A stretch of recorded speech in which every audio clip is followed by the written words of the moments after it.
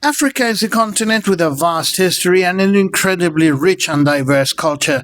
But when it comes to African-made automobiles, most people have very little to say, focusing almost entirely on recent projects. When we dive into history, however, it remains an uncharted territory for many. And to be clear, when I talk about African cars, I don't mean foreign brands assembling on African soil. I'm talking about vehicles actually designed and engineered in Africa throughout history. And although examples are few, they certainly exist. To most people, it's just old metal. To me, it's a time capsule on wheels. I am dusting off the blueprints, uncovering the secrets, and waking up the engines that shaped generations. Welcome to the ultimate garage of the past. Buckle up and let's dive into the vehicles of yesteryear. This is the Motor Archive. The lack of a long-standing automotive industry in Africa comes down to politics, geography, economics, and complex historical processes that are beside the point today. Even so, the automobile arrived in Africa almost as soon as it was born. In fact, the very first motor vehicle to reach the continent was an 1896 Benz Velo. It was imported to South Africa by a gentleman named John Percy Hess, who on Monday, January 4th, 1897, took his first drive through Berea Park in Pretoria. This marked the first official record of an automobile driving on African soil. On the other hand, the first African individual to own a car was Emperor Menelik II of Ethiopia. In December 1907, he received a Ford Model T imported via Djibouti, making it the first of several vehicles in his personal collection. Menelik wasn't just the first African to own a car, he also was the first African to actually drive one in Africa.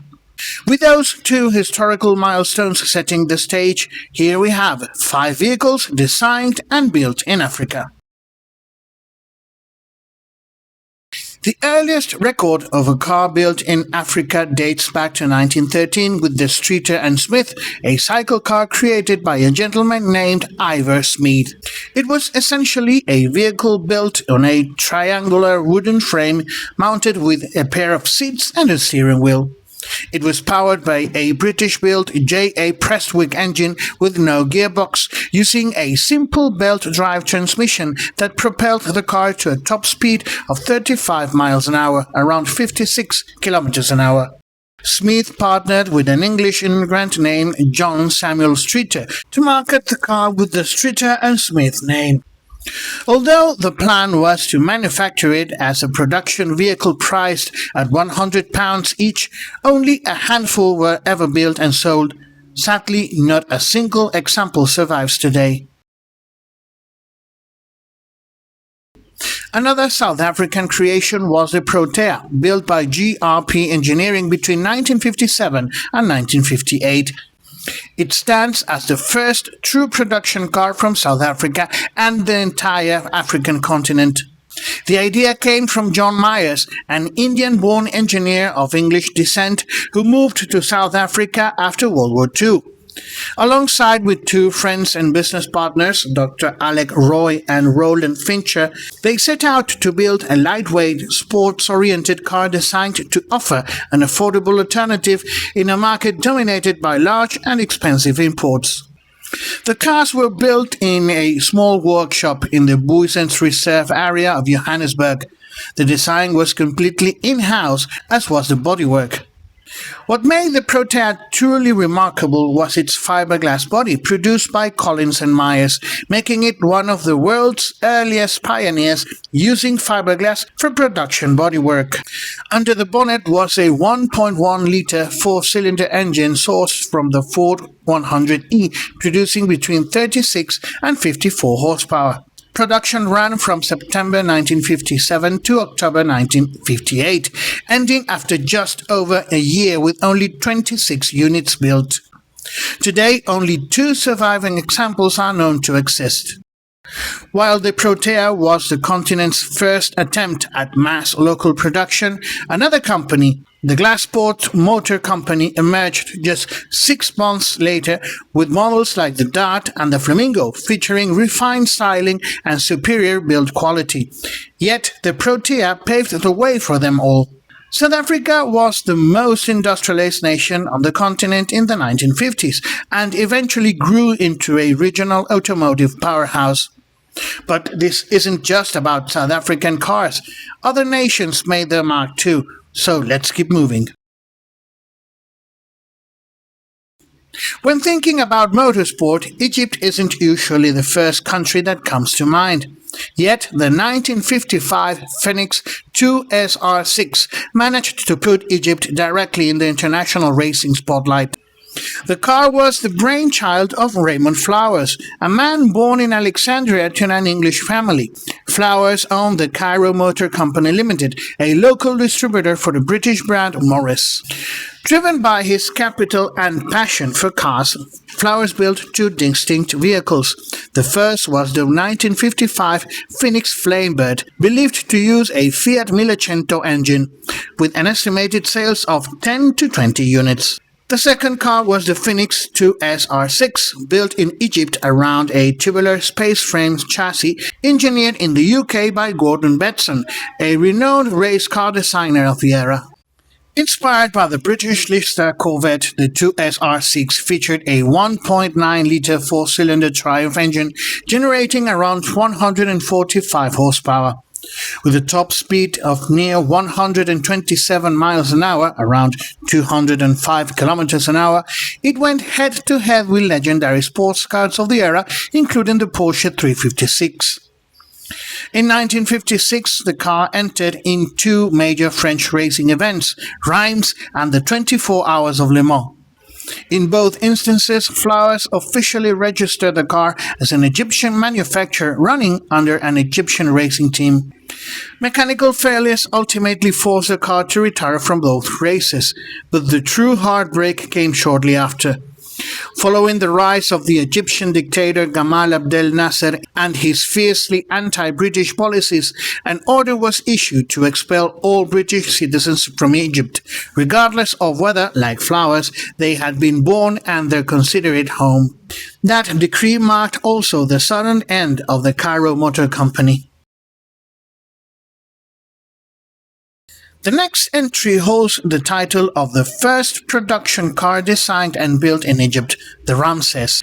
The project originated as part of an industrialization push led by President Gamal Abdel Nasser. Oddly enough, its development was initially spearheaded by Raymond Flowers, the very man behind the Phoenix cars.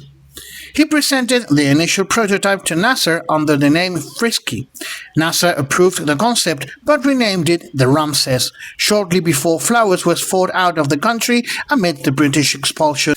Following the project's approval, 25 demonstration units were ironically built in England and shipped to Egypt. The car made its official debut on July 23, 1959 in Cairo's Tahrir Square. The debut was accompanied by patriotic slogans like "A car built by Arab hands for Arabs" or "They thought we only rode camels, but now we build our own cars." Underneath, the Ramses used mechanicals from the German NSU Prince, featuring a rear-mounted, air-cooled 598cc two-cylinder engine producing 29 horsepower. Full production began in 1959 under the Egyptian Light Transport Manufacturing Company. The initial model, the Ramses Utilika, was built until 1963, followed by the Ramses II from 1963 to 1969. There was even a convertible variant, the Ramses Gamella, styled by the Italian coach builder Vignale. There was also a final prototype dubbed the Ramses III. Production came to a halt in 1967 after roughly 3,030 units produced. A combination of revoked state subsidies and overwhelming foreign competition doomed Egypt's domestic car project, and the company eventually transitioned into a contract assembler for foreign cars and motorcycles. Our final vehicle is the only one on this list that never reached full production. Kenya is the most industrialized nation in East Africa, and it served as the birthplace of our last protagonist, the 1986 Nyayo Pioneer, presented by the Nyayo Motor Company. The drive behind the project came directly from Kenyan President Daniel Arap Moi. Moi assembled a team of engineers and university students from the University of Nairobi, charging them with a clear mission: design a fast, modern car capable of competing with foreign imports that could serve as symbol of nation pride. 5 prototypes were produced, powered by locally designed and built 1.2-liter 4-cylinder engines. During highway testings on the roads to Mombasa, the prototypes reached speeds up to 75 miles an hour, around 120 kilometers an hour. Unfortunately, due to lack of funding, the project never progressed beyond the prototype stage. The Nyayo Motor Company was later restructured into the Numerical Matching Complex Limited, shifting its focus towards manufacturing industrial metal components for local industry. While the Nyayo Pioneer never entered mass production, it planted the seed for a homegrown Kenyan car industry. That torch is carried today by Mobius Motors. Founded in 2010, the company released the Mobius 2 in 2014, a locally designed modular utility vehicle built for rugged African terrain. While Mobius has since expanded its operations to assemble licensed Chinese models, its ultimate vision remains unchanged: to become a premier African automaker, building proprietary vehicles designed for the continent. Today, a more established automotive industry exists across Africa, in nations like Algeria, Egypt, Ghana, Kenya, Morocco, and Nigeria, driven primarily by modern assembly plants operating under license. Yet, it all started with these early pioneers who dared to build something of their own. Thank you for watching, and remember, if you like this video, please feel free to comment.